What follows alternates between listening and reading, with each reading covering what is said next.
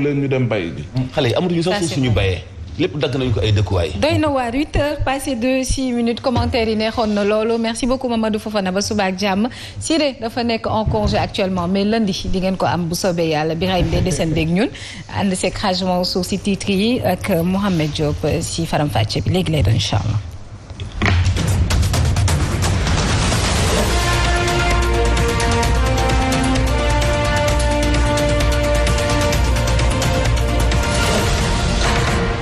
Zik FM Sen TV juróom-ñetti waxtu asalaamaaleykum li gën a fees ci bopp xibaar ay nappkat yu jóge Joal dem ci Guinée Bissau non seulement napp géej gu ñu amul sañ-sañu napp fa waaye boole ci jàpp ay soldaaru Guinée Bissau ñeent indaale leen fii ci Sénégal kidnapping donte jàpp nañu ñaari capitaine bateau fa fii ci Guinée Bissau waaye teg nañu loxo nappkat yooyu le muy jëf ju doy waar dinañ ci dellu soit faram fàcce ko cherté gi am ci luwaay bi Aminata Assome Diatta teg na ay chartam ma nga wax ci lu jëm ci wàllu bu ñu bañ a passé ñaari weer ci fay li nga xam mooy avance bi wante itam budget dana dellu soit ci li nga xamante ni bii saxalal nañu ko ni ki démb foofee ci assemblée nationale ci yeneen i xalaat yu ciy jeexeetaloo dinañu wax itam ci président Macky Sall mi bëgg ñu dakkal violence bi am ci stade yi ci ni mu gën a gaawee ni ki itam indi jubbanti yoo xam ni dafay am ci wàllu nawetaan te wutal ko nag date bu muy commencé ak bu muy yem. ndax it nag loolu lu ci mënta ñàkk lay sport des na ko faram fàcce yéen kay lañ koy ndax keppeek moom lay ci mu doy faram fàcce gi ak Mohamed Babacar Diop. Voici Trafic News. Papa Alé. allo oui Yacine. aywa ça va. waaw sant baax. foo nekk. Voilà, merci beaucoup sur la VDN. Là où nous sommes passés tout à l'heure en provenance du côté l'échangeur à Sénégal-Japon wutile nag Sacré-Cœur 3 jaaree ko fi nga xam ne moo nekk si Mathias Saint-Lazare foofule watu yu takku ne lool ndànk-ndànk ngeen circulé bu dee nag dépassé ngeen Sacré-Cœur 3 mun ngeen wéy seen circulation tranquille toujours sur la VDN daal di wutili si Mathias daal di wutili fi nga xam ne moo nekk Seydou Nourou par contre sur l'ancienne piste foofule xaar leen fa beaucoup d'embouteillage pour ñi nga xam ne ñoo bëgg dem du côté de Ouakam watu yu takku ne lool bu dee nag sur les deux voies Sacré-Cœur vers la zone là-bas aucune difficulté à signaler mën ngeen fa jaar daal di wéy seen circulation par contre rond-point bi nga xam ne moo nekk suufu pont cité Kër Gorgui foofu la aussi xaar leen fa des lenteurs tout autour du rond-point bokk na si ñi nga xam ne ñoo béy ko du côté de Mermoz wala sax ngeen bëgg a dugg cité Kër Gorgui foofu la aussi am na quelques ralentissements wante nag ñi nga xam ne ñoo bëgg a tàllal vers Seydou Nourou Tall foofu la moom pas de souci pour le moment yaa si teg. C'était Trafic News. merci beaucoup Baye Alé ba ci kanam aywa Mohamed. faram-fàcce gi Yacine ci xibaar yi kon ñu daal di koy tàmbali ci ni ko Haj waxee woon ci junj gi muy lu jëm ci ñeent ci ay marins bissau guinéens yi ñu kidnappé woon ay pêcheurs sénégalais ñoom ñoo ko def libéré nañu leen gendarmerie moo fa jaar waaye pêcheurs yooyu dañoo profité woon ñu ne ci nombre gi ñu nekkoon ngir mën a daw yooyu lak marins yi nga xam ne dañoo bëggoon a arrêté seen i ay pirogue muy seen i ay gaal ba ñu ñëwee nag Joal ñoom ña ngi leen fa doon xaar gendarme yi ci rek ñu mën leen a teg loxo dañuy des ci wàll wi ba léegi ci ñaar ci ay capitaine gaal sénégalais yi ñu arrêté woon itam ca Guinée Bissau ginnaaw xew-xew bi ci mbirum kidnapping soxol ñeent ci ay garde côte ñoom nag ñu ngi rek ci jàmm ci bu ñu sukkandikoo ci seeni ay famille yu sàkku ci taabu Sénégal ñu mën a redéfinir ci nu mu gën a gaawee accord de pêche yi nga xam ne dox na ci diggante Sénégal ak Guinée Bissau Aline Badara Sonko. ñaari capitaine gaal Joal yi nga xamante ne ñoom lañ teg loxo ca Guinée Bissau bu ñu sukkandikoo ci seen ay jege ñaale jamono ji ñoo ngi ci jàmm ak salaam dara jotu leen. ci xibaar yi ñu mujj am confirmer nañu ne ñaari capitaine yooyu ñu ngi ci jàmm ak salaam parce que ñoom dañu garde côte yi leen jàpp dañoo wax ne ñoom comme ñoom itam seen naataango yi nekk fii vraiment bu ndoxatuñ luñ leen ñu ngi leen di yoorin boo xamante ni bu mucc ayib la jàmbatuñ dara amuñ benn problème ñoom itam vraiment ña nekk fële duñ leen teg benn jafe-jafe. naka noonu yile acteur de la pêche jàpp ni sax bii la situation porox ndol la war a doon pour que gouvernement bu Sénégal ak bu Guinée Bissau waxtaanee lépp li nga xamante ne dafa jëm ci wàllu napp gi. problème mu licence wu Guinée yi mool yi dañ ci jànkuwante ay jafe-jafe yoo xamante yu métti la même boo amee licence teewul nga nekk en danger même soo amee licence da boo dajee les garde-côtes guinéens da ngay am ay problème. ci xibaar yi nga xamante ne sax jot nañ ko taataan ñeenti militaires yi nga xamante ne mool yi jotoon nañ leen teg loxo ñoom jamono ji dellu nañ seen dëkk di Guinée Bissau. mi ngi noonu Birame naka la ñu mën a jàngatee lii mu doon lu doy waar lépp rek tukkeewaat encore une fois ci jafe-jafe gi nappkatu sénégalais am jëm ci wàllu accord de pêche. waaw jafe-jafe am na mais ça doit pas être un prétexte pour def loo xamee ni liñ naan nopp dallooti na ci wàllu woowu ndax gulet ñu am lu ni mel nga jàpp ay militaires parce que marin la marine dafa bokk ci corps armée li ngay waxee armée de l'air wax armée de terre da ngay wax marine nationale nga jàpp ay nit ñoo xam ne ay marin lañu jóge bi Guinée Bissau dugal leen ci sa gaal ànd ak ñoom ba Joal diggante Guinée Bissau ak Joal sori na lu nekk mënoon na cee xaj mais jàpp naa ni d'abord waxtaan war naa mën a am ci ji nga xamee ni ñoom ñooy ay marin plutôt ay nappkat yu Sénégal ak ñi nga xam ne ñoom ñooy seeni autorité ndax gis nañ fi waa CAPS par exemple di waxtaan ak autorité gouvernement bi ci lu jëm ci seen ëllëg ci wàllu napp geeg yooyu nañu fexe ba gën a dooleel suñu secteur u pêche ci réewum Sénégal Mansour mu ngi koy wax sànq je pense Mansour ou Fofana am na foo xamee ne dëgg la na am bu ñu fa tolloo am ay jafe-jafe yoo xamee ni ñii di mool yi ñu ngi ko am faw ñu seet nu ñu leen di jàppalee ci wàll woowu mais ce n'est toujours pas une raison ni un prétexte pour dem di def loo xamee ni bu doon diggante Sénégal ak Guinée-Bissau neexul da ngay xamb taal ci loolu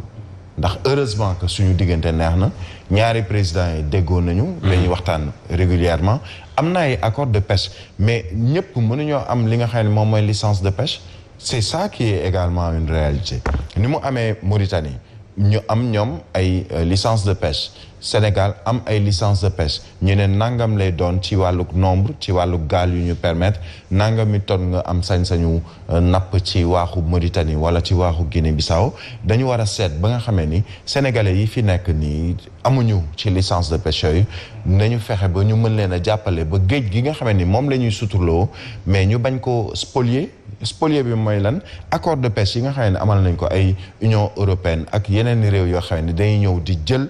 lépp luy jën ñu nekk suñu biir géej loolu moom mooy indi ba suñuy mool yi di jéggi ci géejub Sénégal dem ci ay géeju Mauritanie wala waaxu fële di Guinée-Bissau ba lu leen ci dal di leen ci dal mais il faut nécessairement que en profondeur ñu wut ci solution est-ce que njuumte gënta rëy ngay dem ci beneen réew kidnappé seen i takk der donte sax ñaari réew yooyu muy Sénégal ak Guinée-Bissau heureusement ni ko Birame waxee xel mën na dal ci wàllug diplomatie waaye heureusement ba ñoom ñi ko def itam teg nañ leen loxo. ak luy nekk seen ëllëg en tout cas lu graaw la loo xam ni xel mënu koo nangu mais damay delloo responsabilité bi ci gouvernement bu Sénégal moo xam ne muy Mauritanie muy Guinée-Bissau muy Gambie kenn ëpp ñu géej. donc lan moo tax suñu nappkat yi mënuñoo am jën bu doy. parce que suñu gestion wu géej gi moo baaxul ni ñu ko joxee bateau yi moo baaxul ni bateau yi di def suñu ni ñuy acharné woo ci ndoxum Sénégal moo gàcceelu te mënu ci am benn explication bu leer bu bàyyeekoo ci autorités yi c'est-à-dire que suñu géeju Sénégal ni ñu ko def yu mel nii buy faral di am da ngay xam ni ñi jiite xamuñu sax fu ñuy teg seen tànk parce que tey situation bi ñëpp moo li ku sañoon boo génnee nappi doo sori. dex yi nekkoon Sénégal sax dañ fi doon napp waxuma la géej gi mais bu ñu demee ba suñu Atlantique gi ni mu toll yëpp suñu nappkat yi di jaaxle dem Guinée-Bissau dañuy delloo responsabilité bi ci gouvernement bu Sénégal bi nga xam ne tey moo war a taxawaay bu am solo ba situation boobu suñu nappkat yi dootuñu ko dund. ñu wax ci jëriñ gu ñu dénk wàllu ko njënd meek njaay mi ak petites et moyennes entreprises mi ngi doon amal ak janoog itam ak député yi ca pencu ndaw réew ma ngir défendre projet budget mi nga xam ne tënk nañu ko ci ñaar fukk ak ñaar ci ay milliards toftal juróomi téeméer ak ñaar fukk ak juróom benn ci ay millions ak lu tekk député yu bëri itam interpellé nanu ko ci jafe-jafe yu Sénégal di dund jamono ji ci njëg yu cher soxal njëgu dund gi ba ci sax loyer bi moom nag Aminata Assome Diatta bu mu yëkkatee kàddu dafa xam ne njëgu dund gi cherté gi li ko waral du leen lu dul produit international wala produit sur le plan international ni mu yokkoo ca noonu itam mi ngi xam ne 2012 ba 2020 prix yi moom yokkuwul benn yoon ci réewum Sénégal ñu di ko fàttali ñu teewlu ci Safiatou Ba Ndiaye ma ñu teewaloon ci assemblée. dundu gu cher gi njëgu luwaas gi valoriser produits locaux yi bokk ci poñ yi nga xamante ne rek moom la député yëkkati ci votu budget ministère bi yore lépp lu jëm ci wàllum commerce ak petites et moyennes entreprises. pourquoi nga ñëwaat pour génn benn arrêté pour rappeler li nga xamante ne mooy décret boobu nga xamante ne Abdou Diouf moo ko defoon te pour nga imposer ko Sénégalais yi madame la ministre ma lay laaj 2012 saagu ceeb lu mu doon jar parfumé 2021 ñaata lay jar fi ñu toll nii may wax ak yow wax ko Sénégal ñu dëgg kilo suukar 2012 lu mu doon jar 2021 ñaata lay jar diw 20 litres bi lu mu doon jar à 2012 2021 ñaata lay jar. Aminata Assome Diatta mi nga xamante ne rek jot naa défendre projet bu budget wum ñëwaat na ci jéego yi nga xamante ne rek département am def na ko muy dalal xel yi tey expliqué. waaye nag mesure bi nga xamante ne moom la ñu fàttali démb dafa nekk rek pour fàttali li nga xamante ne moom la yoon teg yoon wax ni bu nit di jël local fu muy loué. benn mois d'avance la war a joxe rek ak benn mois caution 2012 ba 2020 daanaka prix dañu nekk stable ba léegi nag prix au niveau international mu ngi yokk looloo tax nag ñu ngi liggéey ak boulanger yi pour fexe xool fan la ñuy taxaw ci prix waaye mënuñu wax tey jii ndax dina yokk wala du yokk. budget 2022 bu ministère bu commerce ak petite ak moyenne entreprise mu ngi toll ci lu ëpp 22 milliards ci suñuy koppar majorité député yi nekk ci assemblée nationale ñoo ko voté. mi ngi noonu kon Birame ñoo ko déggandoo ministre bi moom défendre budget waaye préoccupation yi dafay jëm ci njëgu dund gi ni mu chéré lool donte àndi na ci tontu ak surtout njëgu loyer bi. xam nga dafa am loo xamee ni daf ko wax démb am na journaux sax yu ko reprendre mooy état am na fu mu wone ay limitam limite état mooy naam bëgg naa fexe ba wàññi dund bi ndax nu mu koy defee mooy levier ba may bës mooy subventionné yenn ci ay denrées ni ñuy subventionné wàllu blé ba fexe ba farine bi peut-être bañ a cher ba ñu wax ni boulanger yi dañu yokk njëgu mburu mi parce que meunier yi yokk nañu njëgu farine bi subventionné ci wàllu gaz subventionné ci wàllu ceeb mais gis nga subventionné Mohamed Diop dafa am fu muy yem limite su état bi nag moom la ñu fësal inexorablement dinañ dem ci li ñu wooyee consommer local am na yu bari yoo xamee ni fii la ñu koy bayee fii la ñu koy amee loolu la ñu war a gën a promouvoir ba nga xamee li ñuy jéggaani bitim réew muy indi jafe-jafe ci réew mi loolu il faut nécessairement ñu jàppale ñi tey ñi nga xam ne dañuy yore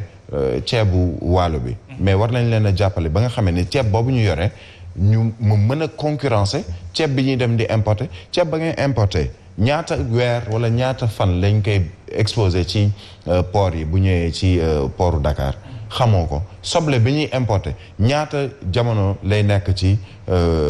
port bi avant muy dugg ci marché bi ñu koy distribuer ci sur le plan local xamoo ko mais boobu temps day fekk soble bi ñu am fii di ko bay fii mais amuñu sax fu ñu ko conserver mu indi problème ba nga xamee ni sénégalais bi il préfère dem jëli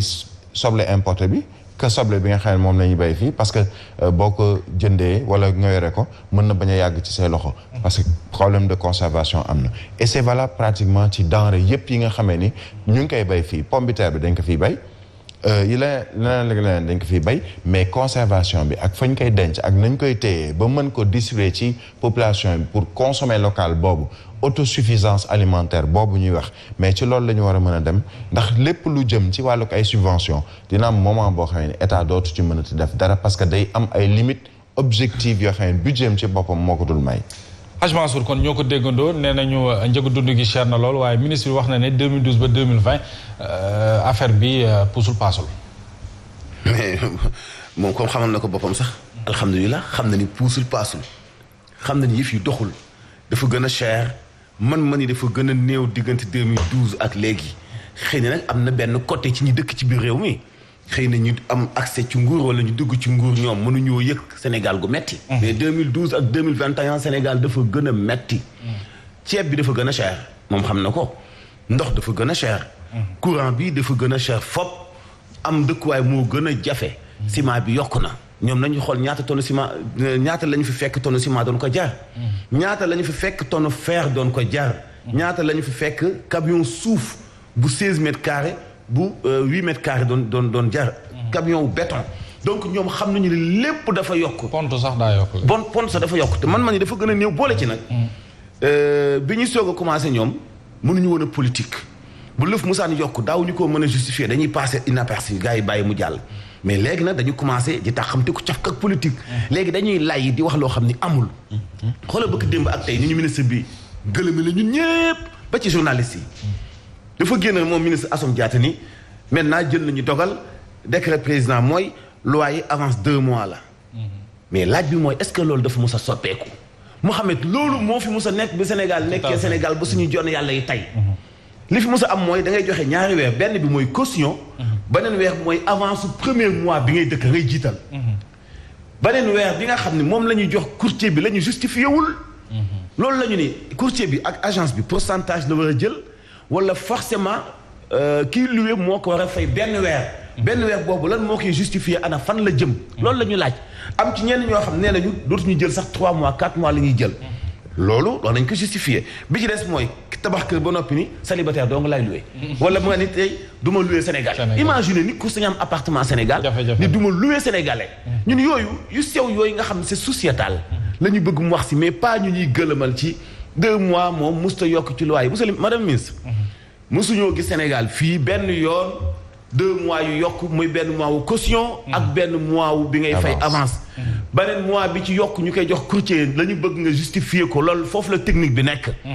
bu dee 2 mois itam da nga koy justifier foofu la technique bi nekk loolu la ñu soxla ay leeral mais li mu wax noonu léegi nag démb ak léegi ñu ngi koy lawti ana lu fi changé comme information c'est-à-dire mënuñu mais ñi ngi commencé mokkal politique dañuy lëre ci ay jeu de mots léegi yoo xamante ni bii doo sax comprendre mi ngi loolu ci jamono jooju Hadj Mansour fédération nationale bi ëmb handicapé yi ñoom yëkkate nañu seen i kàddu ne faw ñu andi ak jooyanti ci recensement bi nga xamante ne ni ANSD def na ko ci ñoom handicapé yooyu itam rafetlu nañu bu baax a baax oyofal gi jëm ci loi électorale bi ndax ñoom wax nañu ne léegi mën nañu def seen droit civique mën a wote ci bureau de vote bu ne loolu itam yokkute la ci ñoom mu nga xamante ne ni ñu ngi koy rafetlu bu baax a baax danañ ciy teewlu Galaye Sylla ci Louga. ñiy dund ak laago ci réewum Sénégal jàpp nañu ne juyoo dafa am ci diggante ANSD ak banque mondiale ak OMS ci xayma seenub lim tax ñu bëgg ci joyanti. recensement mujj bi ANSD dañ ne ñun téeméer boo jël juróom-benn rek lañu ndax dañoo constaté que ne waaye laago yu bëri recensement bu mujj bi kenn recensé wu leen benn léeg-léeg ñu ñëw ci benn chef de famille léeg-léeg dañuy am kersa pour laaj ko waaye am na ay laago wala léeg-léeg ñu dajeek benn puune léeg-léeg tamit ñu dajeek ay tungune wala yu mel noonu mais duñu jàpp ne ñooñu dañoo bokk ci waaye laago yi moo tax fi mu ne nii fédération mu ngi liggéeyandoo ak projet saay-saayeuse ak waa ANSD ak waa ministère n'est-ce pas de la planification defee dañu gën a xam ñaata lañ toll fii ci Sénégal. lu jëm ci wàllu élection yi ñu dëgmal nag njiitu way laago yi duñu xamaleeg lenn ci li leen code bu yees bi may. tey jii waaye laago boo xam ne da ngaa dugg ci benn centre de vote war a voter bu fekkee ne bureau bi ñu la bind dafay jafe pour yow nga yegg ci bureau ba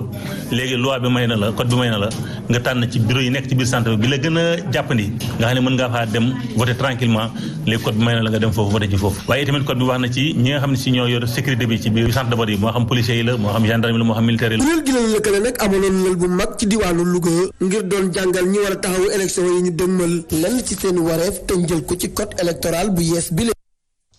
mi ngi noonu kon Birame ñoo ko déggandoo xëy na wàññeeku nañu ci wàllu cër ay handicapé lañu waaye seenug engagement dara wàññeeku ci jëm ci lu nu moom wala lu ñu leen war a defal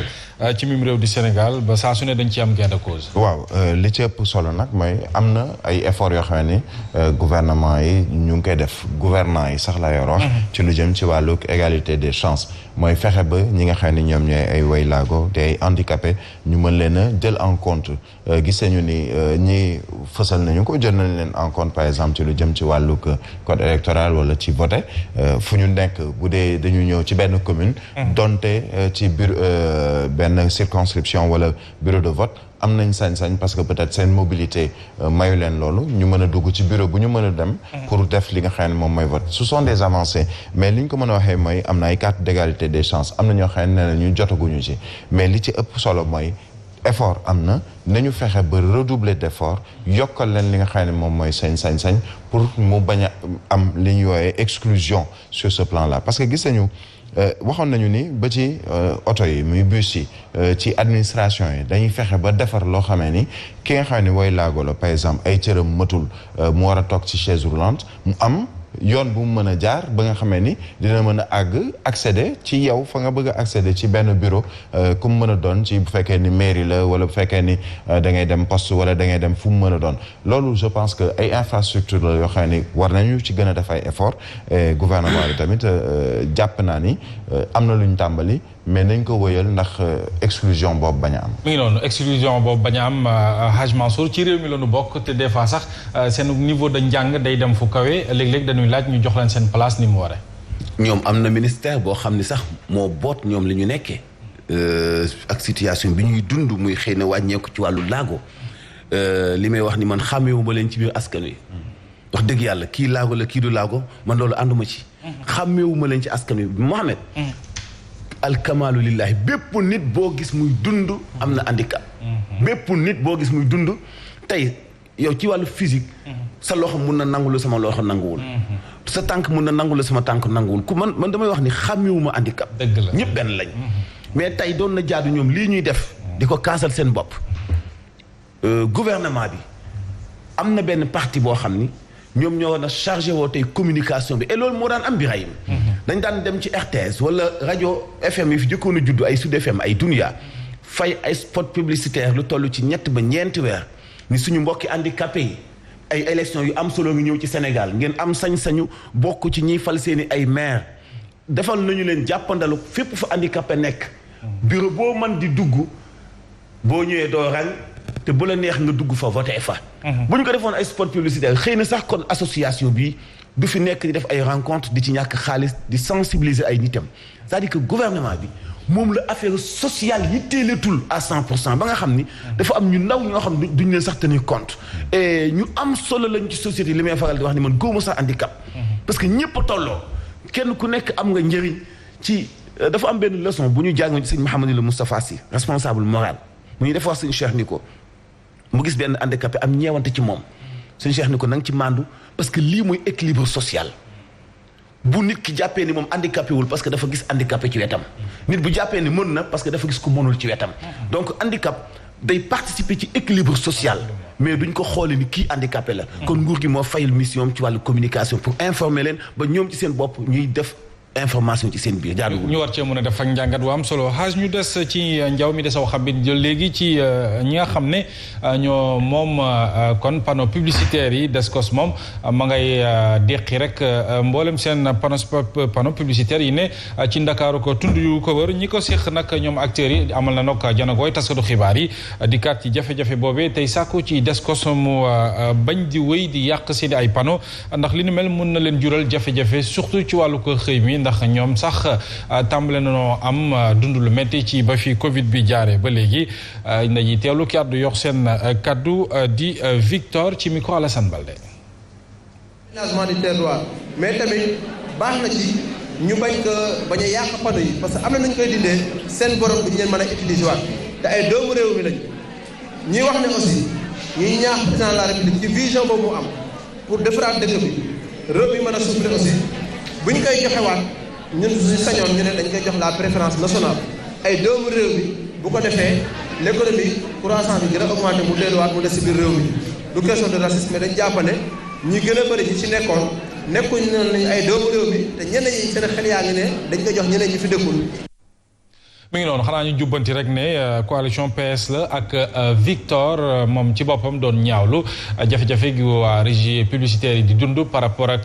Descos ni muy déqee yeneen ci ay panneau publicitaire Birahim jafe-jafe boobu démb ministre de l'urbanisme àdduwaat na ci wax na ne xëy na réglementation bi faw ñu daal di andi ay jubbanti ci ñi ñuy jox wala ñan ñoo am sañ-sañu taxawal ay panneau publicitaire ndax ni mu fenee xuus ci Dakaaru. ñi teg ay panneau yëpp. ñooñu ñëpp société régie publicitaire ñëpp ji ay société régie publicitaire mais dañu am li ñu woowee agrément ñu ne ni am ngeen sañ-sañu liggéey ci seen wàllu mën na ci cité ñu dul jeex xam nga lu ma xaw a metti ci mbir mi mooy boo joxee sommation mais mel nit ki mu dem dindil ko boppam parce que ci lu ñu yàq du ay panneau kese yoo xamee ne dañ ciy def ay affiche ak yooyu mais am na ñoo xam ne ay panneau yu ñu koy woowee électrique lay doon yoo xam ne day am lumière ñu investir ci xaalis nga ñëw nga waxuma teggi ko mais nga yàqate ko je pense que looy def lu nekk mën nga cee waxtaan ak ñi ko moom ba nga xamee ni dina am espace boo xam ne dañ leen lay réserver loolu wax nañ ko d'accord wàllu paysage et cetera dañ ko war a réguler mais à l'origine ministère moo war a réguler moo war a fexe ba ne ni fii amoo sañ-sañu def da ngay dem ci yenn dëkkuwaay ñu ne la mur bi amoo sañ-sañu bind ci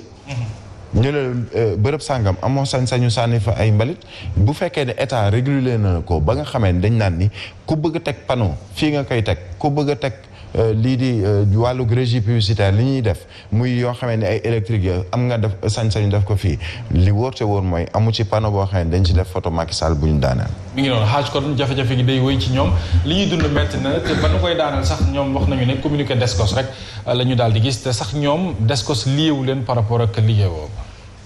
Descos mi doon daaneel sax dañu nekk ci service commandé mais li ñu doon daaneel seen xol seddu ci parce que ay nit lañ dañu am xol yuy yëg gis nga Mouhamed lii ak coxorte la fii la ñu ñëw daaneel ay dëkkuwaay ay immeuble R+2 R+3 fii Cité Tobago ñu daaneel yëpp rasé ko léegi tabaxatuñ ko ay même tabax même dëkkuwaay ñoo fa nekk léegi ñi fa tabax ñoo gën ñi fa tabaxoon ñaata ci ay logement la ñu fi daaneel yu ñu tabax ba mu ni coj ñu xëy rasé lépp panneau publicitaire ni ko Birahim waxee boo gis am na autorisation am na agrément am nañu sañ-sañu def ay investissement bokk ci ay ndaw yuy taxawal entreprise seen ay dëkkuwaay man xawma dañoo juum ci acte 3 décentralisation jox maire yi sañ-sañ boo xam dañoo dem ba iñaana leen seen xëy na retombées yi ñuy am xawma mais pollution nan nu ñu ko woowee pollution visuelle xanaa langage boobu ñu ngi koy soog a gëm sax yéen xool leen ci côté environnement lan la panneau yooyu yàq fii Sénégal en fait kenn xamul lan lay niru c'est-à-dire que bu dugg ci gouvernement yow ci sa dund sa carrière même boo amee xam-xam musoo daaj taabal buy jaay gerte caaf musoo daaj taabal juy jaay gerte caaf nga am takkatal ndomba tànk sa xel dara nekku ci lu dul yàq c'est-à-dire Sénégal dañu tolluwul ci fu ñuy yàqee mais bala ngay joxe sa ay c'est-à-dire que publicité ñi koy def Mohamed mënu tëb def ko faw nga def ci formation wala nga échec ay nit jàng tàggatu ba noppi yow boo ñëwee bëgg a dàq seen alal au moins woo leen ngeen waxtaan ngeen échanger ngeen def ay proposition gouverneur xamul publicité ministre bi xamul publicité investir ñu ci publicité amuñu atelier métallique amuñu employé yi ñuy fay mosuñoo jóg guddi dem taf ay panneau yooyu guddi lañ koy taf da ngay recruter ay nit ñu passer la nuit di yéeg di wàcc ay accident mun na ci am ñoom mesurer wuñu conséquences yooyu yëpp parce que intéressé wu leen maintenant bëgg nañoo def leen et Bougane daf leen poser question bu am solo moom laa wax keroog Abdoulaye Thiam mi jiite président bi leen association bi leen bot Bougane nee na leen da ngeen a bëgg a jël espace yi jox ko ñeneen ñuy def publicité doon ay étranger ñoom nag bu ñu amee fayda ñoom sénégalais yi nekk fii nii trop c'est trop bépp kuy def publicité fii Sénégal te dëkkoo fii ci palaas yi ñu daanale woon panneau yi bu ñu ñëwee ñoom tam nañ ko daaneel et vraiment jaaduwul mënuñu jël lépp itam jébbal koy étranger ba ci sax plaque oto plaque yi ñuy taf ci oto sax ñu ni Sénégal mënu koo defar plaque yi ñuy def ci oto Mohamed tey sa passeport bii nga am yow talon bi xam nga fu ñu koy defaree Malaisie talon bi Malaisie lañ koy defaree yàgg ko ci boto mu wàcc wa ñëw fii Sénégal ñun lu ñu man Birahim ñun lu ñu man gas pax te liñ koy gasal du daw mukk dakk bi yëpp gas nañu ko mu doon laaj bu am solo El Hadj Mamadou Mansour Diop ñu di la jaajëfal jox la dig daje incha allah ak ci kanam tës bi ak 13h incha allah le député du peuple il est désolé. non désolé quoi. Birame yow itam ñu di la jaajëfal incha allah yaa ngi dem rédaction ak waajal midi bi incha allah jërëjëf. ñu woyal rek kon xibaar yi bàyyi leen ñu yeeweeku wax ci mbirum démarrage pré campagne électorale bi ak coalition defar sa gox ca département bu Rufisque ñoom noppi noonu ngir rek dugal recours yu ñu mën a am ngir participer ci yooyu la ko élection yu ñu tënk ci ñaar fukki fan ak ñett ci weeru janvier gi ñu jëm coalition Yewwi Askan Wi moom li muy sàkk mooy ñu soppi xar kanam ko wala sax ñi nga xam ne ñoo nekk ci bopp njiitalu bokk moomeel yi dañu ci teewlu Cheikh Ahmed Tidiane Seck ma teewoon assemblée générale lañ doon amal ca département ba yëpp. De la coalition Yewwi Askan Wi dans la commune de Rufisque-Ouest qui ont donné le ton, ils invitent ceux-là qu'ils appellent des vétérans politiques à la retraite. waa Tëngéej dafa am ñoo xamante ne ay vétérans politiques lañ ñoo xamante ne nangu ñoo dem à la retraite ñun lañ leen jàppale suturaal leen si njëkk ak teraanga gañe leen gañe bu am bu leer bàyyi leen ñu dem à la retraite parce que ku nekk maire si commune pendant plus de 20 ans seen doxalin doyul seen résultats yu ñu jox du ay résultats yu baax. À Sangalkam, un autre jeune porte le flambeau du renouveau, Alpha Bokar Khouma, connu sous le nom de Papso, imprime un air de changement. J'affirme mon ancrage et mon appartenance à la coalition Yewwi Askan Wi pour apporter les changements attendus par les populations et faire renaître l'espoir dans notre chère commune de Sangalkam. Malgré les difficultés liées au recours déposé par le ministre de l'Intérieur pour changer les couleurs de Defar Sa Gox, les coordonnateurs de la coalition dans le département de Rufisque sont déterminés à participer aux élections locales. Je pense que devant cette peur qui habite la coalition Benno Bokk Yakaar et l'APR, c'est ça qui a fait qu'on essaie de nous mettre des bâtons dans les roues. Mais je dis, quelle que soit la couleur, quel que soit le style,